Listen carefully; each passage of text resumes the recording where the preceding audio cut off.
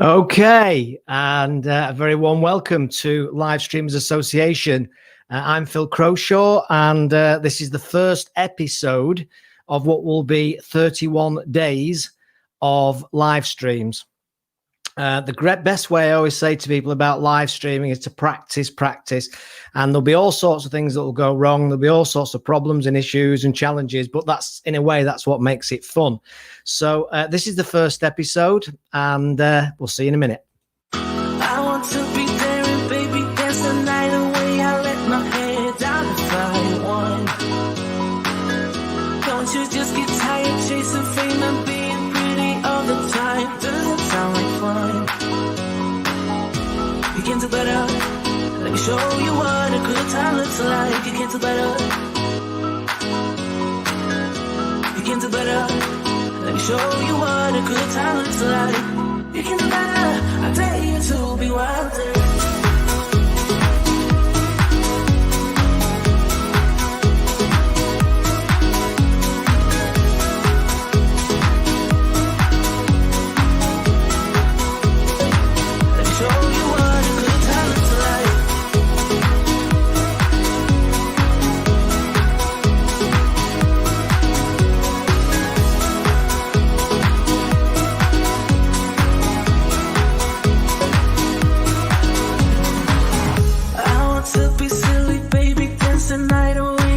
My shoes off if I want. Let yourself be free and maybe you will find that there is more to life than being pretty. Honey, let's just face it. Baby, let your head down, be a little wilder. Baby, kick your shoes up, you don't have to hide it. Baby, let your head down, be a little wilder. Baby, kick your shoes up, don't hide it. I don't fit into your box, beauty queens without no flaws. You can do better, I dare you to be wilder. I don't fit into your box, beauty queens without no flaws. You can do better, I dare you to be wilder. I don't fit into your box, beauty queens without no flaws. You can do better, I dare you. Okay, here we are. The first live stream. It's a Saturday, but 1st of August, Saturday, that's just the way it goes. So this is the 31 days of live in August. And my name's Phil Croshaw, and I'm the founder and lead consultant of Geeky Group and the founder of the Live Streamers Association. So over the next 31 days, we will be live streaming live on my Facebook profile. Some of you may be seeing this now either live or obviously recorded if you're seeing it later. It'll also be on our Live Streamers Association YouTube channel, which is a new YouTube channel. And it'll at the same time be multi-streaming at the Facebook page of Live Streamers Association. You know what? I'm going to have to reduce that to LSA, aren't I? Because it's going to drive me crazy, keep saying Live Streamers Association. So what we're going to be doing? Well, we're going to be exploring life post-lockdown. And it's quite strange because I say post-lockdown, and actually, in reality, the truth is that we're still in lockdown. Well, we're in lockdown, then we're not in lockdown. And I'm in Manchester, so we're kind of in semi-lockdown, and we've just gone into a bit more of a lockdown. And then in a couple of weeks, we might be out of the lockdown. You get the drift. It's chaos, isn't it? Let's be honest, it's absolute chaos. And it's an overused expression, but unprecedented times is definitely true. Okay, so we'll be having an emphasis on the future of business. So we'll be talking about how business is going to change, what will look different, what do I think is going to survive, what won't survive, and the future of business, the disruption in effect. And I've talked quite a bit on shows and events about disruption. And it's really, at the time when I talked about it, it was very much around the disruption in terms of the likes of the Amazon coming along and giving everybody a kicking, or the Airbnb coming along and giving all the hotels a kicking. And it really does. It's quite an amazing area, disruption. But of course, disruption now has just taken on a whole new level of disruption. And it is absolutely chaotic. So we're looking at that, the future of business, and also personal development in terms of success, achievement, and fulfillment, because of course success is not just about money. Sometimes it's about money, but more often than not, I think now, compared with a lot of things in the past, it's about fulfillment, isn't it? It's about feeling that you're fulfilled and your work is worthwhile, and you don't get the dreaded Sunday night feeling, which is absolutely the awful feeling. Now, I personally have definitely, I was on, and I'm not saying this to show off or brag, but I was on six figures, corporate, big company cars, and I jacked that all in just for the simple fact that for me, I wasn't fulfilled. I was tired to the back teeth of the politics, and I was tired of the infighting, and I get off on achieving things and doing things, not playing silly buggers in a boardroom. So that's just me personally. Other people I know would rather have 100 grand salary and absolutely hate it, but they can still get a new car to show off to the neighbours. I kind of came to the conclusion that wasn't for me. So I'd just like to say hello to Steve Maz. Hi, Steve. Thanks for joining me. It's a Saturday, sir. You shouldn't really be doing this. Should be with Joe, looking after Joe. But great to see you on here. And please, if you've got any questions, if anybody's got any questions, just enter them into the comments section, or just say hello, just like my friend here, Steve Maz, has done. But please do that. It's live. It'll all be crazy. Anything could happen at any minute. I could get cut off. The internet could go down. There could be an explosion out the front window. Who knows what could happen? So we're going to talk about personal development as well, and obviously talk a lot more about live streaming. People are asking me all the time now about live streaming.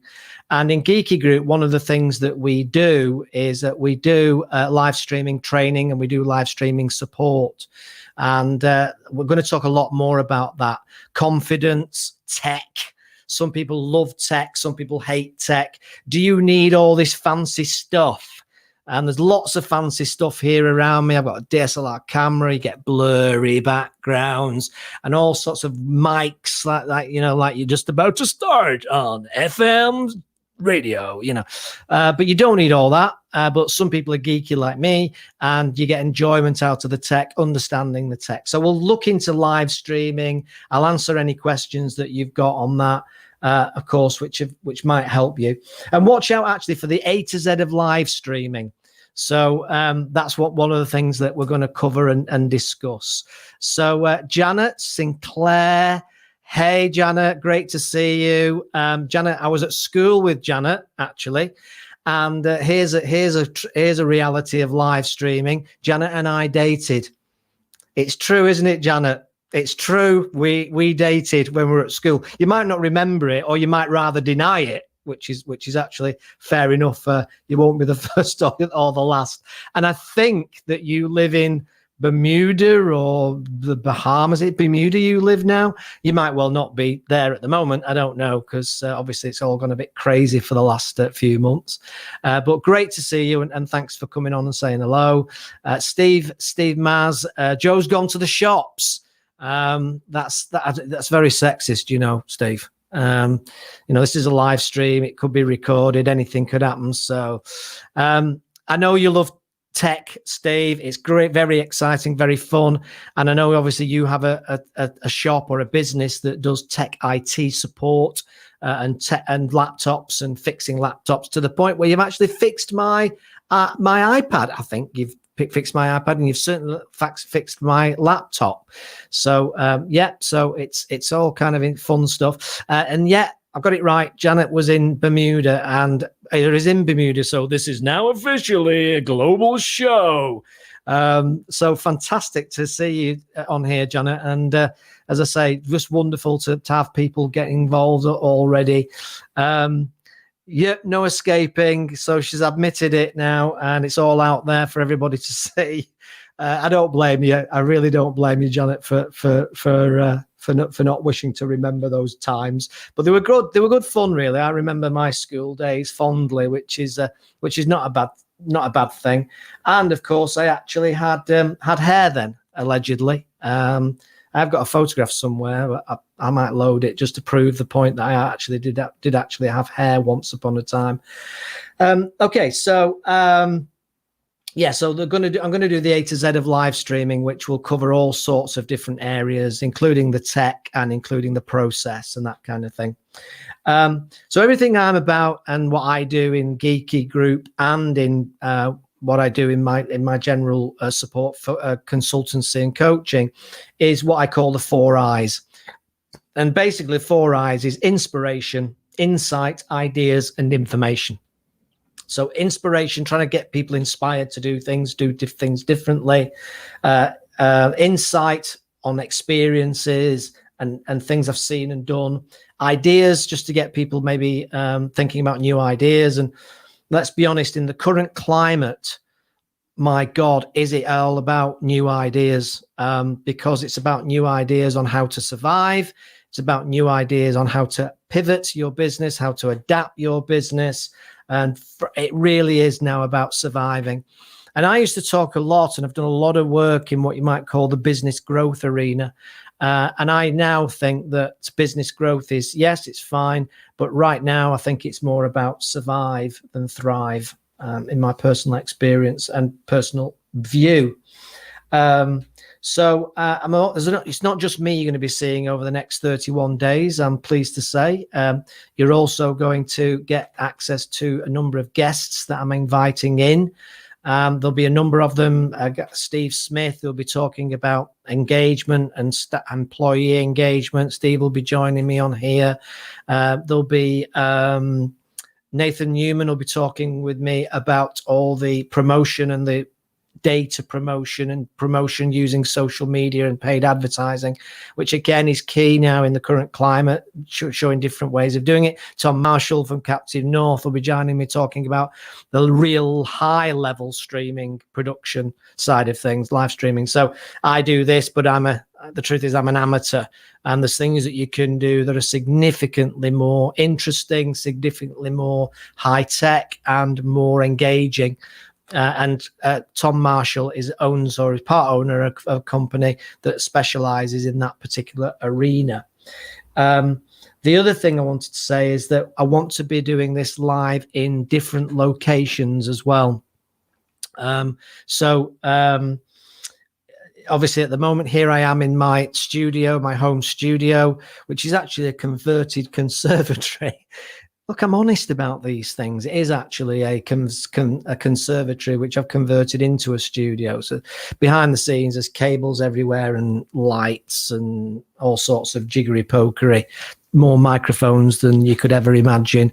So there's all sorts of stuff, but this is here I'm in here. But what I want to do is just to mix it up a little bit, is to do the live streams in different places. Now, obviously, you're very much reliant on a reasonable, decent internet connection. So I'll have to, obviously, that'll create all sorts of interesting challenges. But I might try and do 1 or 2 in the garden. I might try 1 or 2 wandering around the streets, maybe get arrested, or get thrown into a home for lunatics. Can I say that? Probably not anymore because of political correctness. But I'm just going to have said it now, and it's live, so I can't edit it. So tough. So I didn't mean it in a derogatory sense. So we'll be live in different locations. Some will be longer, some will be shorter, some will be longer. And as I say, there could be quite a few technical challenges as we go along. But that's part of the fun, saying the wrong things, saying things that might be politically incorrect, and as I say, all sorts of technical stuff going wrong. But then that's why it's live. It adds another edge. In fact, actually, whilst I think about it, one of the questions I do get asked very often is, why would you live stream? And part of the reason is just really to take yourself out of your comfort zone and do it for yourself, and it does definitely get the heart racing and the heart pulsing and takes you out of your comfort zone when you're suddenly faced with a camera, which I've been doing for years. But then live stream means it's going out and anybody could be seeing it, anybody could be looking at it. And that does definitely, and I'm a great believer that you learn most when you're outside your comfort zone. And if you stay in the comfort zone, if you stay in the box, you don't tend to grow and you don't tend to learn. And that's just a personal perspective that I've got on the way the world operates. So, one of the reasons to live stream is to build your profile, but also take you to another level of building confidence. So in this particular episode, which is obviously just the start, I thought I'd just share some of the things that I've learned about personal development and achievement through my career so far. And there's lots of things, obviously, you learn, probably hundreds of things. But I've been fortunate enough to work with millionaires and billionaires, even in the Cordwell Group. I've worked overseas in different countries. I've worked in small, medium, and very, very large corporate, well-known names. As I mentioned, corporate careers, and back bedroom startups as well. People who've got an idea and are building apps and building new ideas and building new opportunities from the back bedrooms, as well as general startups. And I've also interviewed over 550 people now from sport, business, politics, and entertainment about their experiences and their stories, and about what they've done and what they've regretted, etc. Some of which have been well-known names, some people that you'd know off the TV and of sporting success, and other people that frankly have just achieved extraordinary things, but they just don't necessarily want the limelight, or they don't want the celebrity element of it. So over that time, you can imagine working in those environments, interviewing those people, you're constantly picking up thoughts, tips, insights, ideas, and it's just amazing how you can collect all these things. So I just thought I'd just share a few of the things that I've learned from that process now as part of this first episode. So the first thing that I quickly recognized is that success can be transient, and quite often is transient. And that's especially true, of course, of today, because you can imagine there are businesses right now, and some might be watching this, that 6 months ago were just absolutely, totally killing it, as they say, crushing it, as the Americans would say. Everything was great. There were customers booking. Also, there were 5 months wait until you could get into that restaurant, your favorite restaurant, and all that goes with it. A massive success, great revenue, planning Caribbean holidays, planning new extensions, and all the rest of the trappings of what you might call success and wealth. And then all of a sudden, something happened which has changed the world probably forever. And I think you don't need to say too much about it, but of course the COVID situation has made a massive difference. But before that happened, it did make me realize something. A couple of things happened to friends of mine where they suddenly went from great success and power and suddenly found themselves in a real deep hole, both physically and psychologically and mentally. So I think the point I'm making really is it's almost like make hay while the sun shines, because you just do not know what's around the corner. Now, I would have said that a few months ago, but it now probably resonates with people an awful lot more, because we don't know what's around the corner, and the last few months have proven that beyond all belief. So success can be transient, and sometimes you can have great success, and other times you're not so successful for different reasons. Also, success is relevant in that it's relevant and relative to what makes you tick. So I mentioned at the start of this that one of the key areas of relevance in success is money versus fulfillment. So success can be many different things to different people. And one of the things that I've learned, and I know many other people have learned in the process, is that they were actually not necessarily at their happiest when they were at their richest. And I mean that in money terms, really. And when they look back, or they look at where they're at and what they're doing now, they're actually find that they're happier now than when they had the most money, when they had the greatest amounts of money. It's not everybody. Some people, as I said earlier, have got prefer to have lots of money, and that makes them happy, and there's nothing wrong with that either. the point I suppose I'm trying to make is it very much depends on you, what makes you tick and what you enjoy. I know people who've been extremely wealthy, and they've been in relationships that have been awful. They've hated it. And then 10 years later, they've been significantly less wealthy, but they're in a relationship where they love the person that they're with. They have great mutual respect for the person that they're with, and they're a lot happier as a result. So I know it sounds cliche and it's probably fairly obvious, but the truth is that you can be a lot happier without money as much as you can be with money. And it depends on the circumstances that you're involved in. Another thing I experienced which taught me this was I was traveling around the world in the mid-90s. I took a year out, sabbatical if you like, and I went around the world for a year. And people used to say to me when I came back, where was your favorite place? What was the place that you enjoyed most? And the answer to that was very much was about the people I was with at the time. And I realized that it wasn't necessarily the most beautiful place with the most turquoise sea. So a few of you are all kind of thinking, oh, yeah, I remember that when we go on holiday. But it wasn't necessarily that. It wasn't the nicest mountain, the nicest jungle, the nicest blue sea, the nicest desert island. I mean, they were really nice. But quite often when I look back, the most enjoyment I had was when I was with people that I resonated with, people I got on well with, who I had fun with, who stimulated me intellectually. So, you know, that was a good example in a sense of how you can be at your happiest, not necessarily on a desert island, but maybe somewhere else that's not a desert island, but with somebody that you obviously want to spend time with and enjoy spending time with. Of course, I suppose the ideal is that you're on the desert island with the person that you love. So there's, you know, you can have a win-win there, I guess.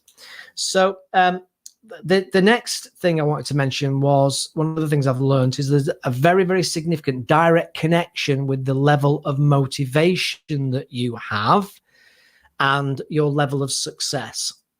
And again, what I said, success is what you deem success, not success as what the world might determine, which is money.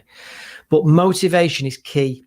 And the reason motivation is key is because very often, particularly when we're talking about success when it comes to business, very often the level of motivation, the higher it is, the more that you're going to do and be prepared to do when things get tough. And ironically, I've talked a lot about this in the past in speaking events and such like, but right now I'm exactly talking about when times get tough, e.g. now. Things are terribly tough, and I don't think we've seen anything yet, because as soon as furlough stops, that's going to have a massive impact. And I'm not going to keep going on and on about how tough things are, because I think the majority of you watching this will know that, or will certainly know people who are going through that. So the level of motivation you have, the level of passion that you have for your product or service that you provide, the harder you'll work to make sure it survives and hopefully thrives. And that's the key. So if you haven't got a passion for what you do, then it's highly likely that when it comes to having to work 16-hour days to survive and cope, it's highly likely if you've not got that 9 or 10 level of motivation, you will not survive. It really is that brutal, if I'm honest.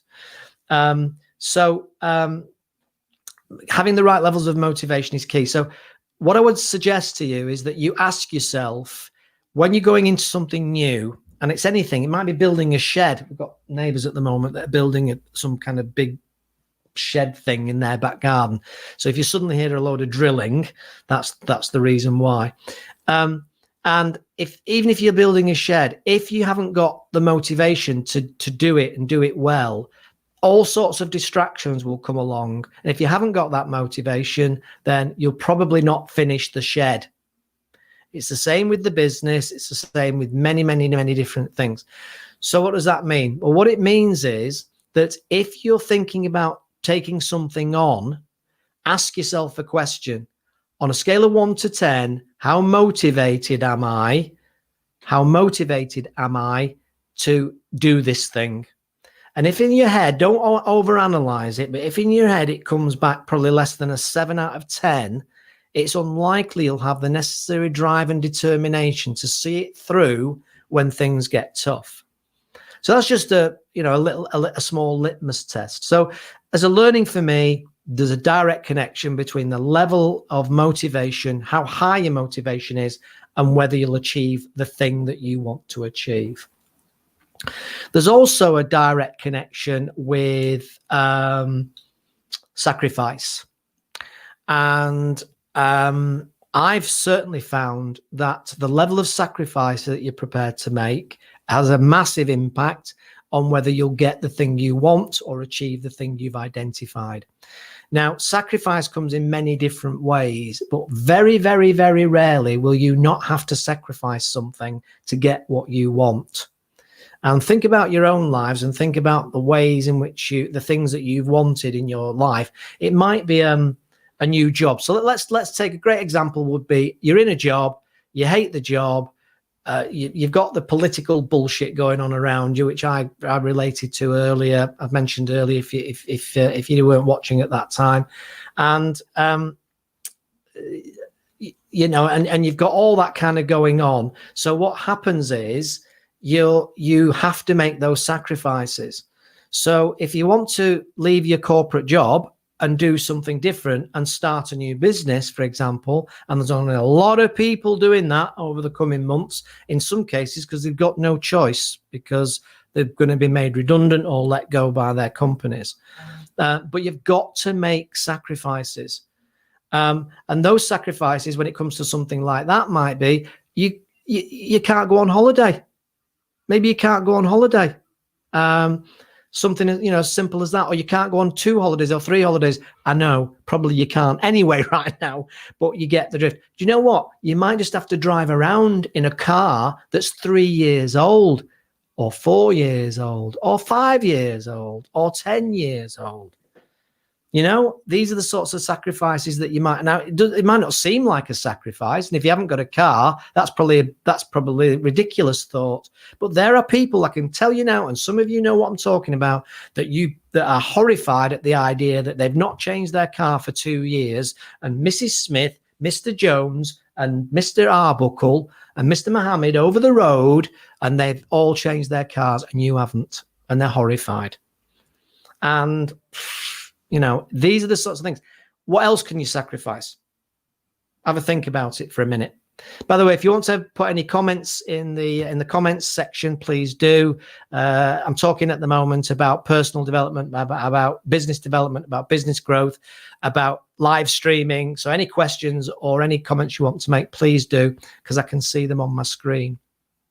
By the way, if I don't answer them now, it might be because there's too many or they're not quite as relevant as I need them to be. So I'll answer them direct to you if I don't answer them now on this. So sacrifice is a big deal. So what I was going to say was that sacrifice can also be time. Great example is, I haven't got time to do X. I haven't got time to do Y. I haven't got time to do business development. I haven't got time. And then you ask the question, tell me how much time you spent watching TV in the last week. And what do you think the answers very often are? Well, not a huge amount. I watch YouTube a lot. Okay, that's the start. And I suppose, I did watch. We're watching something at the moment on. I don't know if it's on Netflix. No, it's on Amazon Prime called This Is Us, which we're enjoying, and there's 1 million episodes, and we're on it. And I've chosen to do that. But at the end of the day, I can't moan. I've not got time to start doing my live stream. If I'm choosing to do different things with my time, and there's nothing wrong with that. Nothing wrong with that whatsoever. But at the end of the day, you're choosing it. You are choosing it. Now, sometimes it's not possible to make choices because there's family pressures and there's all sorts of things going on that can stop you doing things or hold you back on doing things. But in my experience, a lot of people use these things actually more as an excuse. They use it as an excuse, not a reason. And there's all sorts of people who'll argue it, but that's in my experience, it's an excuse, not a reason. And it's the main reason is because the motivation isn't high enough to actually do it. You're not in love with what you want to do or achieve enough. So now at the moment, let's just talk for a second, as I mentioned a few minutes ago, about survival of the fittest. And I think that at the moment, I believe that in business terms, you're going to see in the next year a survival of the fittest. Yeah, just getting a phone call from my wife just to prove that it's live. And I'll tell you what, I'm going to take this. Hello? Hello? I'm live. I'm live. So I can't take your call because I'm live. Oh, right, okay. So I'll ring you back in a minute. And I'm just proving I'm live because you just phoned. So I'll ring you back in a minute when I'm done. All right, Goodbye. See, that's what happens. I thought I'd better take it because I thought she might need me. She probably does need me for something, probably to help her do some shopping with something. But so survival of the fittest, I think that's going to be the biggest thing. And it's going to be about adapting, about pivoting, and those that survive will have the ability to survive and prosper through adapting and through handling the disruption that's going to be thrown at us. And you know what? It's not fair. It's not fair. It's not fair. No, it isn't fair, but tough because it is what it is. I've heard it so many times. It's not fair. It isn't fair. You know what? It isn't fair. Life's not fair. The world's not fair. There's kids starving in Africa. It's not fair, and so on and so forth.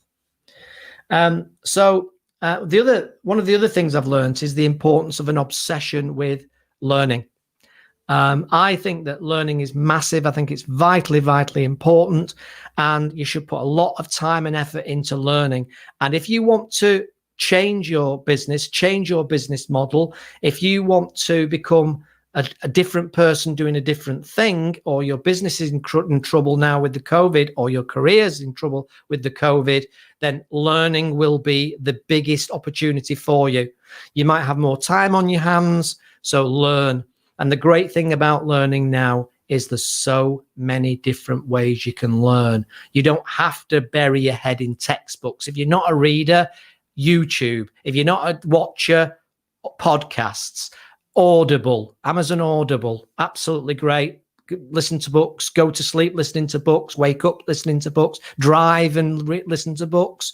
There's so many different ways you can learn. There's Skillshare online, which is brilliant. There's LinkedIn's own learning platforms. There's so many ways you can learn. It's just about sacrificing your time to be able to spend the time to learn. And learning is the big key. And I speak to so many people who say, I want to change my job. I want to change my life. I want to change my career.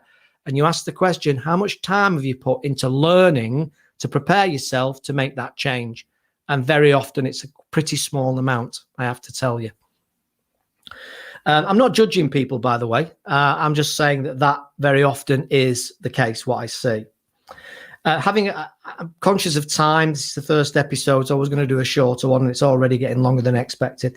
But creative bent is important, and if you haven't got that creativity, then buy it in. Or if you can't afford to buy it in, see what you can offer to other people that might mean that they'll help you with that. So creativity and ideas, massive area. And I will talk more about that in these 31 days that are coming up. Taking a strategic perspective, I've seen that is very important as well. So not always about the minutiae, the detail is important, but taking a strategic perspective. So selling the right things into the right market where the right people who need the product or service are. And that's important as well. Strong knowledge and experience. I've seen people, here's the classic. I've been an engineer all my life, but I've always had a dream of having a restaurant. Right, okay. What do you know about running a restaurant? Not a lot, but I'll learn. Okay. Guess what happens 99% of the time? Yeah. And that's without COVID.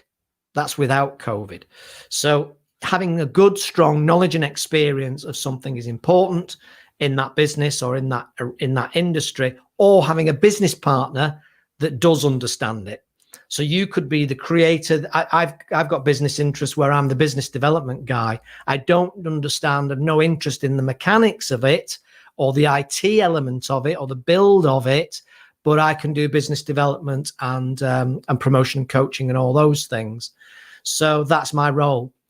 But don't go into it if you know nothing about it and nobody that you've got on your team doesn't know anything about it either, because it usually does end in tears. And yes, somebody's going to say, well, yes, but I know somebody. Yes, I'm talking about the 80-20 rule, maybe 90-10. But the 80-20 rule, 80% of people will find this will happen to them. 20% probably may succeed, but the chances, the risks, the likelihood is less. Okay. Willingness to do what it takes, personal responsibility. Again, seeing this a lot. Are you prepared to do what it takes? I'm going to repeat it because I think it's mega important. Are you prepared to do what it takes? Are you prepared to work 17 hours a day if that's what it takes? Are you prepared to sell your expensive car and drive around in a $3,000 car if that's what it takes? Are you prepared to spend 3 or 4 hours a day learning and developing? Are you prepared to go back to college or university and retrain and relearn? It's all about personal responsibility.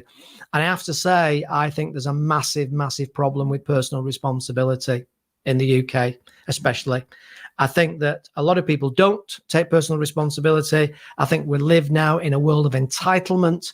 I think that everybody thinks that they're entitled to everything.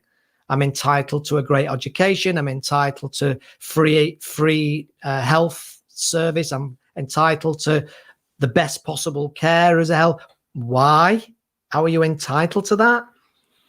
I don't know. Maybe, I don't know, I accept people might have a different view on these things. So I'm just going to have a quick check if there's been any comments. Yeah, Steve's just saying here, I'm glad Steve's made this point. So let's just pull this up so you can see what he's saying. So Steve says, if you've nothing to do, I look to see what I can learn. I mean, that is absolutely inspirational. And that is what you need to do. You know, if you've got nothing to do, what can you do positively with the time? Now, it doesn't mean you have to do something positively with the time, but it means that if you've got something you really want and you want to develop something new or build some new knowledge or build some new experience, then use the time wisely. So thanks for that, Steve. And I appreciate that contribution. Next one is luck. Yes, it's true. It's true. You know, Gary Player once said, what's the quote? Funny how the more I practice, the luckier I get. There's a truth in that, but some people just do get the luck. But then it's what you do with the luck. I know businesses that have been struggling for a little while, and they have got a number of grants from the government because of COVID. And they are not necessarily utilizing those monies sensibly. So they got luck in that they got the monies from the grants, etc. But what they're doing with the monies isn't preparing for survival. Arguably, I would say possibly even wasting it. So you can get the luck, but then it's what you do then with that luck that can make all the difference. But it is true. Some people get lucky, some people get unlucky, but that's just the world we live in, isn't it? And finally, I would say there's lots of others, but finally, so don't be a great cure for insomnia, is self-awareness. Self-awareness is a big one. I think that, I don't think you can teach it. I think it comes with experience. And I know that my self-awareness now is much, much greater than it used to be. Some people call it instinct. Some people say about, I just had a feeling in my gut, and that feeling in your gut gets stronger and stronger every 4 or 5 years that go on. And I'm probably at a point now where I'm not Nostradamus. I can't see the future, but my instincts become more and more and more accurate. And when I go into businesses, consulting in businesses, I can quite quickly pick up where I think it's going to go. Do I know for certain? No. But my instincts usually are fairly accurate and turn out to be pretty correct. And that's not because I'm a clever git. It's just for the simple reason that all that experience builds up and builds up. And in your mind, you think, I've seen this before. I know how this plays out. I think some of you watching this might be able to relate to that. I know how this plays out. Or I've got a good idea of how this plays out. And then sure enough, certain situations happen, things happen, and you go, I knew that was going to happen. I absolutely knew that was going to happen. And that can be a frustration when you've advised somebody or you've told somebody that they should avoid that situation or not do that or not do that. But sometimes people have to do it for themselves and make their own mistakes.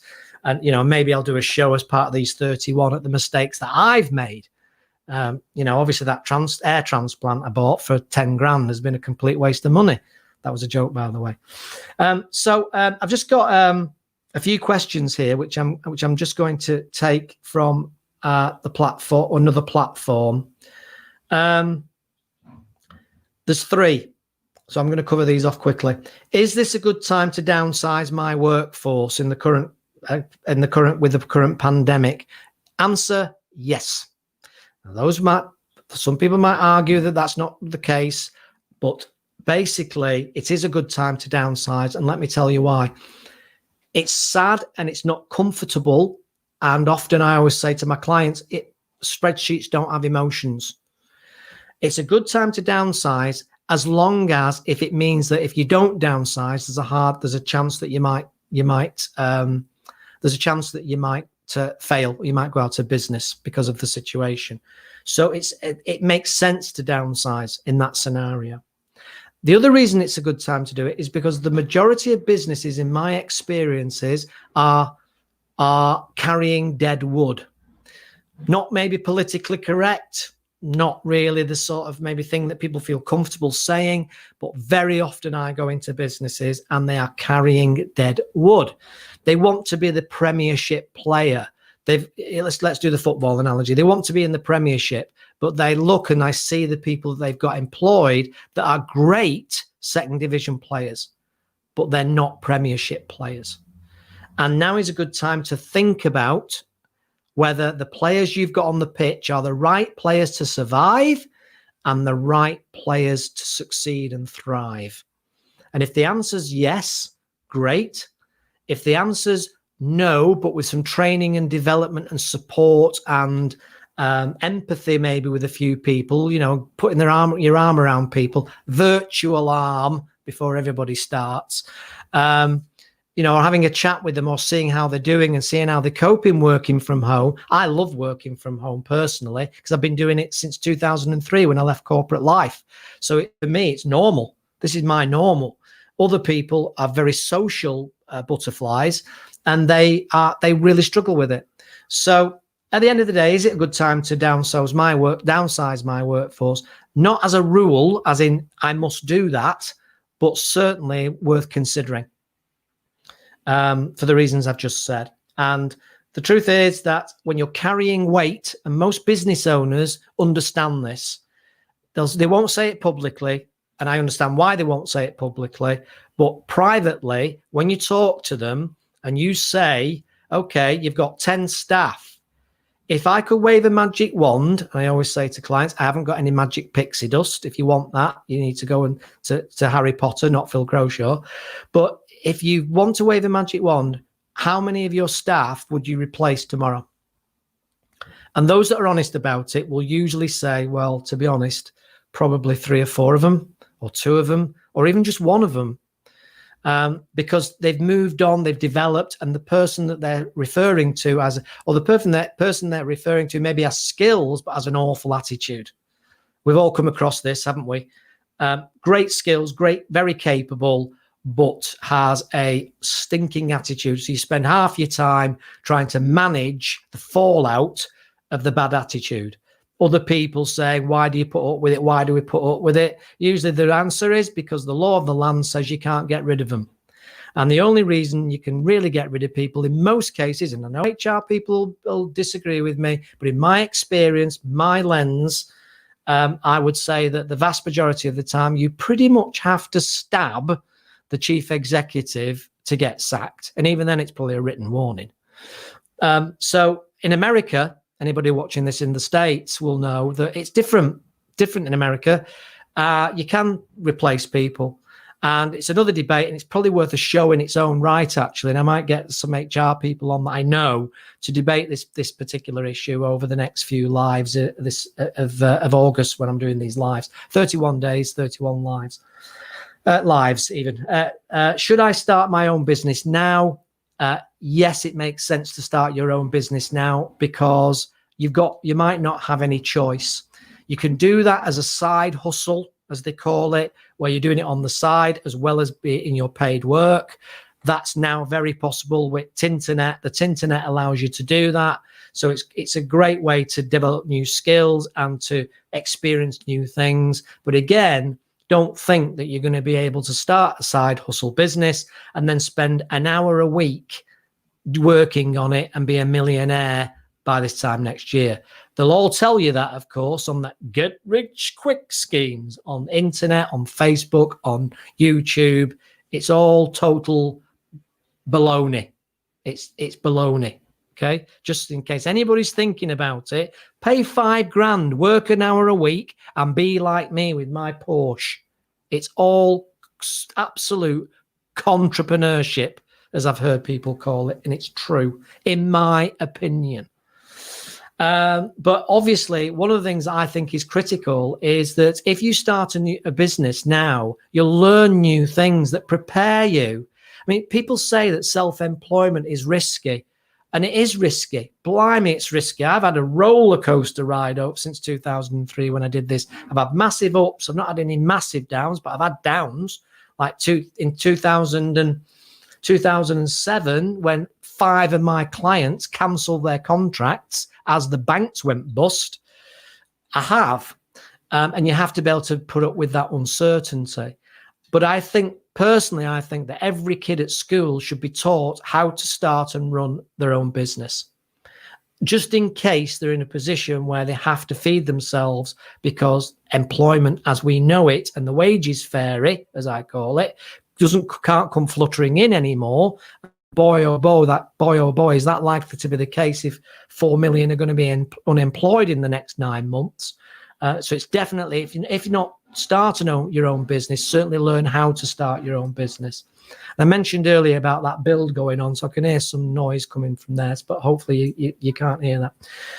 And then what is the best tip you can give to me right now for my business? Crikey. That really is a tough one. I think the best tip I can give is to double down on your energy and your efforts on your business or on your skills, and don't just rely on luck and don't just rely on your current knowledge and skills to get you where you want to go. Right. Okay. I'd say that's enough for episode 1. I'm very, very grateful for everybody that's watched this live. It's a Saturday. It just happened that Saturday was the 1st of August, and I wanted to start this 31 days of live today, which is the 1st of August. So I started it on the 1st of August.